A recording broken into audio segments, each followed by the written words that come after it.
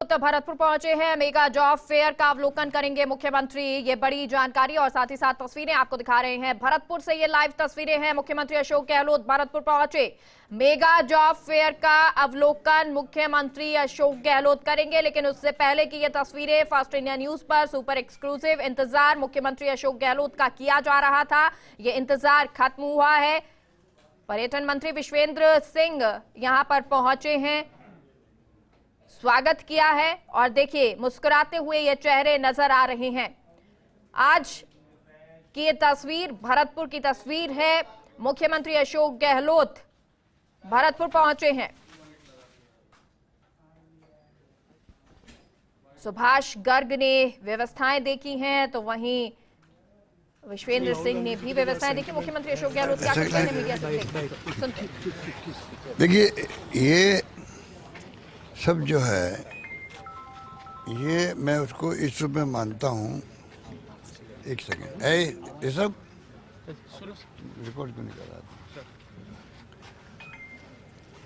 एक सेकेंड, मेरा मेरे भेजना पड़ेगा। देखिए, मैं इसको इस रूप में मानता हूँ कि जो आरोप हम हमेशा लगाते हैं कि देश किस दिशा में जा रहा है, किस दिशा में जाएगा, कोई नहीं जानता है। डेमोक्रेसी के हालात जो देख रहे हैं, क्या हो रहा है डेमोक्रेसी को लेके, लोकतंत्र खतरे में क्यों कह रहे हैं हम लोग। आज जुडिशरी पे दबाव है, इलेक्शन कमीशन में दबाव है, ईडी, इनकम टैक्स, सीबीआई जो प्रीमियर एजेंसी हमारी है, उनकी क्रेडिबिलिटी बहुत बड़ी रहती थी आज तक। उसका दुरुपयोग हो रहा है, जम करके हो रहा है। तो जब ऐसा माहौल बनता है तो ऐसे फैसले होते हैं। हर फैसला प्रभावित होते ही होता है। वही माहौल बन गया, वही माहौल बन गया है। और राहुल गांधी जी के ये जो कमेंट है, ये तो पॉलिटिकल कमेंट चलते रहते हैं। हम तो 40-50 साल से देखते हैं ऐसे पॉलिटिकल कमेंट। पता नहीं वाजपेयी जी ने, अडवाणी जी ने कितने किए होंगे, कोई सोच नहीं सकता। वो ज़माना और था, ये ज़माना और, इतना फ़र्क है।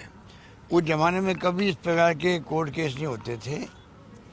और पॉलिटिकली जो लैंग्वेज होती है, पॉलिटिकल आरोप होते हैं, जिससे कि जनता को मैसेज देना पड़ता है कि मोदी नाम के लोग जो हैं वही क्यों ये मतलब ऐसी हरकतें करते हैं। इसका मतलब भी होता है कि मोदी के सरनेम में जो लोग हैं उनको लगता है भाई प्रधानमंत्री हमारा आदमी है, हमें बचा लेगा, हमारा कौन क्या बिगाड़ लेगा। ये भी तो मतलब होता है उसका। इसमें मोदी जी के बारे में क्या उसको समझ हो सकता है, मुझे पता नहीं। राहुल गांधी जी ने जब कहा तो ये पॉलिटिकल आरोप था या एक प्रकार से पॉलिटिकल कमेंट था। उसको लेके इस प्रकार से कोर्ट में भेजा गया। पर ये तो जुडिशरी, अभी तो फैसला हुआ है। मुझे पूरा विश्वास है, जुडिशरी पे हमें विश्वास है कि फैसला आने वाले वक्त में सही फैसला होगा। और इसमें कोई जो इन्होंने कोशिश की है जिस प्रकार से मैसेज देने की, उसमें ये कामयाब नहीं हो गए। सर, राहुल गांधी लगातार कह रहे हैं कि जो ताकतें देश को कंडेम करना चाहती हैं या तोड़ना चाहती हैं, मैं ऑनेस्टी से अपनी बात कहता रहूँगा। वो लगातार बिल्कुल कहते रहेंगे। राहुल गांधी एक बहुत ही साहसी, हिम्मत वाला शख्स है और मोदी जी जैसे व्यक्ति से मुकाबला वही कर सकते हैं। एनडीए गवर्नमेंट से मुकाबला करने में राहुल गांधी सक्षम है।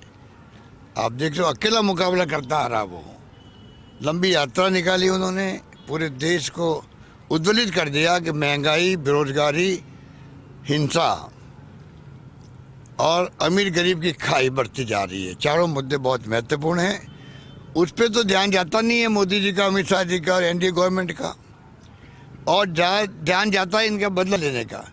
दिल्ली पुलिस को उनके घर भेज दिया। मुझे तो हंसी आती है, 50 साल मुझे राजनीति करते हुए हो गया। अगर कोई नेता जाके किसी राज्य में दौरे करे और उस राज्य के हालात के बारे में जो उसको फीडबैक मिला है उसको वो जनता ने शेयर करे मीडिया के माध्यम से, उसको लेके आपने केस भी दर्ज कर दिया और पूछताछ शुरू कर दी और उनके घर चले गए, नोटिस दे रहे हैं, क्वेश्चन पूछ रहे हैं। ये केस मेरे ख्याल से पिछले साल में एक पहला केस होगा जो दिल्ली पुलिस ने जिस प्रकार से रजिस्टर्ड करके राहुल गांधी के घर पे पहुंच गए। इसकी तो पूरे देश गौर निंदा कर रहा है, इनको समझ में नहीं आ रही। अभी बहुत घमंड में अहम में चल रहे हैं मोदी जी भी और अमित शाह जी।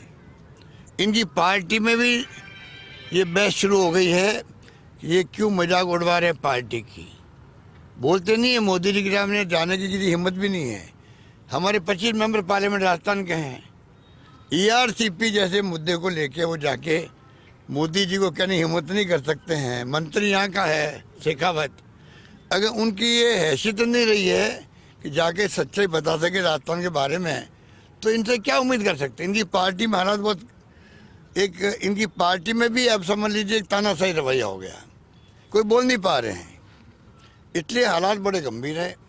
अभी आप देखिए समित पात्रा, अब समित पात्रा जैसे लोग जो है कल राजनीति में बैठने लगे हैं स्पोक्स पर्सन के रूप में, क्या लैंग्वेज काम देते हैं, किस निम्न स्तर पर जाते हैं, बिलो द बेल्ट हिट करते हैं, इतने घटिया स्तर के कमेंट करते हैं। वो इनका चेहरा है बीजेपी का, और बीजेपी हेडक्वार्टर में बैठ करके वो राहुल गांधी को कहता है मीर जाफर है। अरे मीर जाफर तो इतिहास गवाह है, मीर जाफर ने जो कारनामे किए थे, ठीक है, इतिहास में दर्ज है, वो कारनामे तो RSS के लोगों ने, वीर सावरकर ने किए थे। जब मुल्क आज़ादी की लड़ाई जंग लड़ रहा था, पंडित नेहरू और बड़े बड़े नेता जेलों में बंद थे और वीर सावरकर भी जेल में बंद रहे। उसके बाद में अनेकों बार माफ़ी मांगी लिखित के अंदर, अनेकों बार। और अंग्रेजों के खिलाफ में जब युद्ध चल रहा था, सुभाष चंद्र बोस, पंडित जवाहरलाल नेहरू थे, उस जमाने में इन्होंने क्या भूमिका अदा करी, इन्होंने अंग्रेजों का साथ दिया। उस वक्त में अंग्रेजों के पक्ष की सेना में भर्ती करवाए लोगों को। तो RSS का इतिहास भी है देश के अंदर। 1942 के अंदर जब भारत छोड़ो आंदोलन की बात हुई, तब इनकी भूमिका क्या थी RSS की। इनका एक भी व्यक्ति आज़ादी जंग के अंदर, जो पहले जनसंघ बाद में बनी पार्टी, पर जनसंघ में कौन आए, RSS के लोग ही आए। RSS के लोगों ने किसी ने भी फ्रीडम मूवमेंट में भाग लिया था क्या। मीर जाफर की बात करते हैं राहुल गांधी को जोड़ करके, इनको शर्म आनी चाहिए। मीर जाफर की भूमिका तो इन लोगों ने निभाई देश के सामने साथ में। सर शरद को जो उसने धोखा दिया मीर जाफर ने, वो धोखा तो इन्होंने दिया है देश को। तुम देश के नागरिक थे, राष्ट्रभक्त बनने की बात करते हो, उसके बाद में आपने क्यों साथ दिया अंग्रेजों का। ये तो इतिहास गवाह है, RSS ने साथ दिया अंग्रेजों का। ये खंडन क्यों नहीं करते। 40 साल तक इन्होंने अपने हेडक्वार्टर इनका है RSS का नागपुर के अंदर, तिरंगा झंडा तक नहीं लगा इन्होंने, अब लगाने लगे हैं। ये क्या मुकाबला करें राहुल गांधी का, राहुल गांधी को मीर जाफर। अरे ये आप नई पीढ़ी को क्यों गुमराह कर रहे हो। ये आप जो है, आपकी जो हरकतें हैं, देश कभी माफ़ नहीं करेगा। और मैं समझता हूँ कि हालात बड़े गंभीर है, उसमें प्रदेशवासियों को, देशवासियों को सोचना पड़ेगा। हिंदू मुसलमान की राजनीति बहुत हो चुकी है, कब तक करोगे आप लोग, कब तक राहुल गांधी की बीजेपी भारत यात्रा के बाद ऐसा नहीं लगा बीजेपी में हम हिंदू नहीं है क्या। बीजेपी लगातार जिस तरह बात करती है सर कि डिवाइड हिंदू राष्ट्र की बात करती है, आप भी स्वयं कहते हैं लगातार कि हम हिंदू नहीं मैं है। कह रहा हूँ कि जो आज बताइए सब हिंदू है, हम लोग हिंदू नहीं है क्या हम लोग।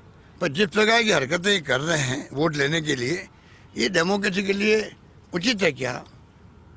और राहुल गांधी को लेके आप पार्लियामेंट में, एक मेंबर पार्लियामेंट को बोलना चाहता है, रोकने का काम पहली बार देख रहा हूँ।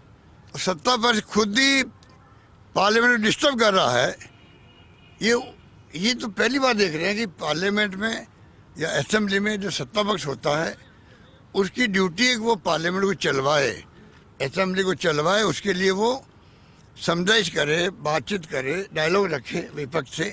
ये कायदा होता है, या उल्टा मामला हो रहा है। भारत जोड़ो यात्रा के बाद ऐसा नहीं बीजेपी में डर का माहौल है राहुल गांधी। वही हो रहा है। जब से भारत जोड़ो यात्रा निकली है बहुत कामयाबी के साथ में, उसके बाद में ये लोग इतने घबरा गए हैं, बौखला गए हैं, इसलिए ऐसी हरकतें कर रहे हैं। सर सतीश पूनिया को हटा दिया गया, सर CP जोशी को भाजपा का प्रदेश। ये इनकी अंदरूनी मामला पार्टी का, उस पर मैं कोई कमेंट नहीं करना चाहता। आज आप भरतपुर पधारे, भरतपुर में मेगा शिविर भी है और एक दुखद घटना सुभाष गर्ग जी के। बहुत ही दुख हुआ, मैं जा रहा हूँ उनके घर पे ही, किसी का भाई चला जाए, छोटा भाई, तो किसी हर एक को दुख हो रहा। स्वाभाविक है। इसके अलावा सर हमने यहाँ देखा कि शहीद वीरांगना सुंदरी देवी खुद आपको थैंक यू कहने के लिए आई है कि उन्होंने अपने नाम कर ये देखिए तो मैं उनका शुक्रिया अदा करता हूँ अगर आई तो, पर ये अनफॉर्चुनेटली जो कारगिल का पैकेज बना था उस वक्त मैं मुख्यमंत्री था, मैं भरतपुर भी आया था उस वक्त एक शहीद के यहाँ पर, तो कारगिल का पैकेज ही मैंने दिया है, शानदार पैकेज जिसमें स्कूल का नामांकन भी शामिल है, नौकरी भी शामिल है, 25 लाख या इंदिरा गांधी कैनाल का रकबा या हाउसिंग बोर्ड के, बच्चा अगर पैदा नहीं भी हुआ है, गर्भवती महिला है, बच्चा पैदा होगा बड़ा होगा तो उसके लिए सरकार नौकरी मैंने रिजर्व कर दी। यहाँ तक इतना शानदार पैकेज जो हिंदुस्तान में कहीं नहीं था वो मैंने दिया, और हमें ये आकर के वहाँ धरना दे रहे हैं और जिस प्रकार से गुमराह कर रहे लोगों को, वो कौड़ी मीणारी और ये सब लोग, ये चुनाव का साल आ गया है, चुनाव के साल में इस प्रकार की हरकतें होना स्वाभाविक है। हम मान के चलते हैं कि आने वाले वक्त में और हरकतें ऐसी करेंगे। अब इन सबको गुमराह करके लाया गया जयपुर, ये कौड़ी मीणा लाने वाले हैं, इनको उन्होंने लाया गए, वही ऑर्गेनाइज किया, वही साथ बैठ गए खाली पब्लिसिटी लेने के लिए, अपने हाईकमांड को खुश करने के लिए। सर पॉजिटिव आप भी थे जिला प्रशासन था, लेकिन लगातार इन बातों को तूल दिया गया। अभी बाकी सर जिले की जो घोषणा हुई है मास्टर स्ट्रोक अरे सर अभी क्यों कर रहे हो, अभी जॉब पे वो चलो फिर बात कराएंगे और मिल तो मुख्यमंत्री अशोक गहलोत जिन्होंने अभी मीडिया से बातचीत की है और कहा है कि लोकतंत्र में जो ये सब हो रहा है वो सही नहीं है, संसद में बोलने नहीं दिया जा रहा है। भारत जोड़ो यात्रा के बाद में भाजपा बौखला गई है और राहुल गांधी की सजा पर सीएम गहलोत ने यह बयान दिया है। उन्होंने कहा कि राजनीतिक बयान था राहुल गांधी का, हमें न्यायपालिका पर पूरा भरोसा है। राहुल गांधी अकेले मुकाबला कर रहे हैं और राहुल गांधी साहसिक शख्स हैं, सहयोगी रह गए हैं। रवि, मुख्यमंत्री अशोक गहलोत अभी मीडिया से मुखातिब हो रहे थे, राहुल गांधी की सजा पर उन्होंने बयान दिया, साथ ही साथ कहा कि संसद में बोलने नहीं दिया जाता। अब फिलहाल जो तस्वीरें देख रहे हैं जरा उनके बारे में भी बताएं।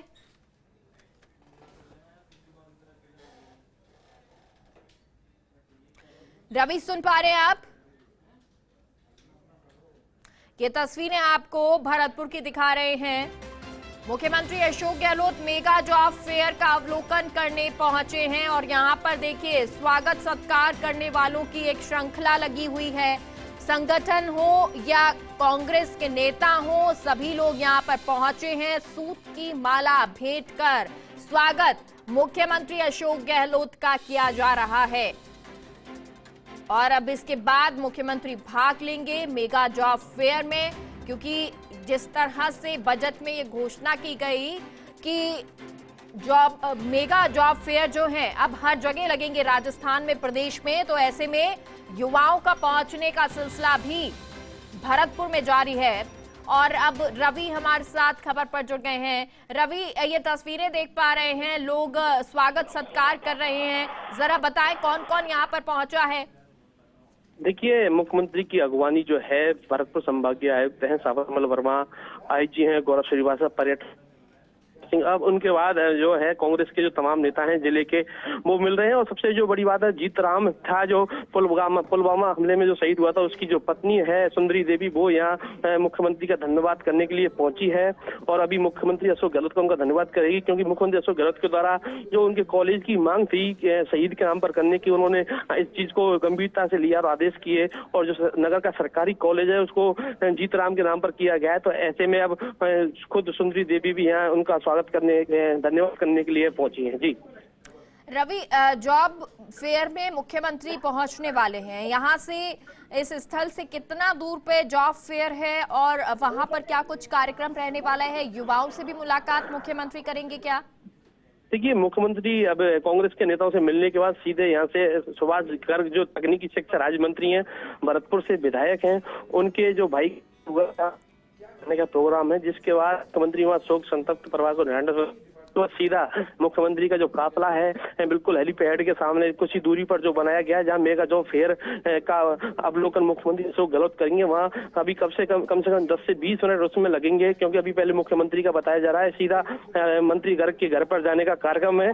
वहां के आने के बाद मेगा जॉब फेयर में जाएंगे, वहां अवलोकन करेंगे, जो छात्र जो युवक पहुंचे हैं रोजगार को लेकर उनसे मुलाकात करेंगे। जी बिल्कुल। सुभाष गर्ग के घर जाएंगे मुख्यमंत्री, कितना दूर है ये रवि?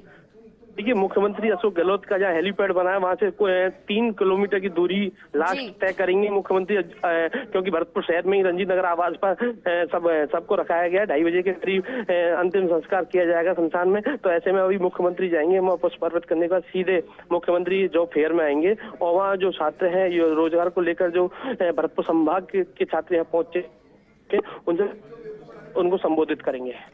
जी रवि, क्योंकि यहाँ पे कई लोग अभी बातचीत कर रहे हैं मुख्यमंत्री से, क्या कोई संगठन के लोग भी पहुंचे हैं, वो भी अपनी बात रख रहे हैं, किसी तरह का ज्ञापन दे रहे हैं?